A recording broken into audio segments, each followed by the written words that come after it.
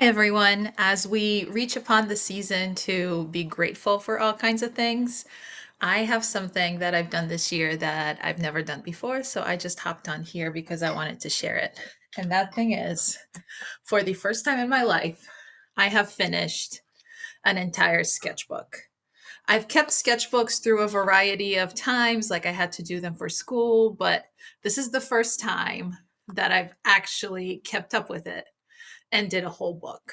This book has around 100 pages, and I started it in January of this year, and I finished it on my birthday, which is mid November. So, what I'm going to do is walk you through a few of my favorite sketches and talk a little bit about the process. I'll start with Mr. Turtle. He's pretty adorable. I really like how he turned out. I did this one when I was teaching my class sort of how to draw, and this was one of the objects on the table. Don't worry, it was a fake turtle. You can see there's some line weight demonstration on the bottom. You can't really see the lightest one. This is like the third or fourth one in this book.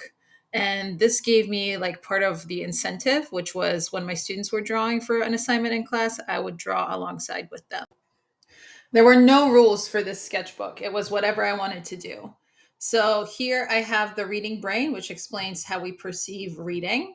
It's kind of like a metacognition thing. It's from the book The Tyranny of Merit, which I was reading for a faculty book club.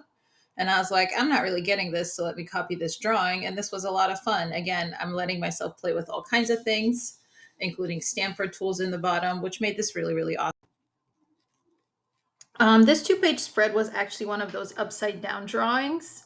I've never tried those before, but I flipped this whole thing upside down and I drew him, and it was really, really cool.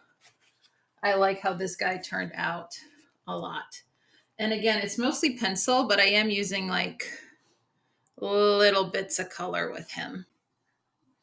This one's really cool. It's one of three I did from a book called Dressing and Undressing for the Beach, in case you're like, what is that filth? It's a costume design textbook for a period different swimwear. So this whole lady's get up, it's actually her swimwear. But this was super fun. I liked like doing the frame in a different color and doing the bubbles, outlining it in pen after I got it in pencil. So a really good time. I'll show two here. For this one, this is a sculpture outside the museum or the Modern Art Gallery in Rochester. And I liked it because I got to like put the ticket right in there. But then this one, as you can see, took forever. This is another sculpture that's outside. It is created out of teeny tiny pins and nails.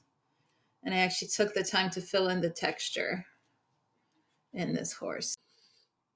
This one was very much into the no rules and kind of let me test out art supplies. This is in metallic markers.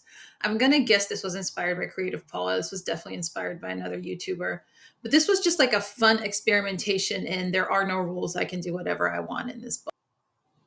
Some may call this cheating, but I think this was a great thing I've discovered in this Facebook, which is you're allowed to paste things you've done into it. So I have a few sketches that I've done elsewhere that are pasted in here.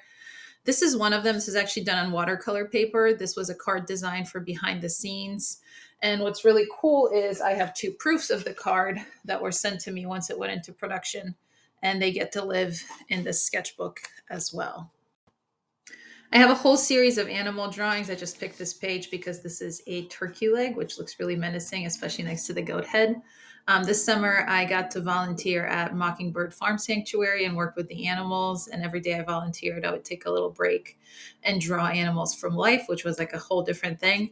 And then when I came together, I would like go through my sketches and put them together into little watercolors, which are better than the sketches. But again, this was a really fun project. And this is probably at least 10 pages in my sketchbook. I love this one. Definitely inspired by Creative Paula in one of her sketchbook spreads. This is just done with very, very cheap markers. And it still turned out really, really cool and made me realize I really love using it. This one's a sculpture on the Seneca Sculpture Trail. I went for a kayaking trip there. And then I drew this in pencil and I sort of worked on it. I took a picture as well, so I had it for reference, but then I got to color it in with colored pencils later, and I'm quite happy with it. And the last one I'll show in detail, I think this is my final pencil one of this one, but it's like an old school rotary phone. And I love how this one turned out. I love the detail in the base. And an attempt at a quick flip through.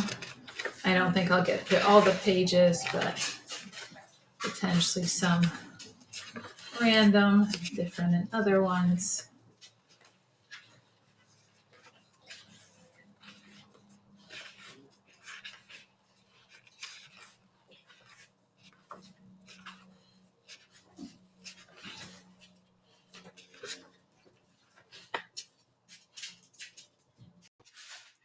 And that's it. I'm so glad that I got to do this. Like, I filled it out in under a year. I didn't make myself do it or force anything. And what's next? Well, I got myself a brand new sketchbook for my birthday. This is just a mixed media Carson one that I created a cover for. And I'm getting to play with paint a lot more, which has been a lot of fun. Maybe when I get to 20 sketches, I'll do a little flip of this one. Thanks for watching. Bye.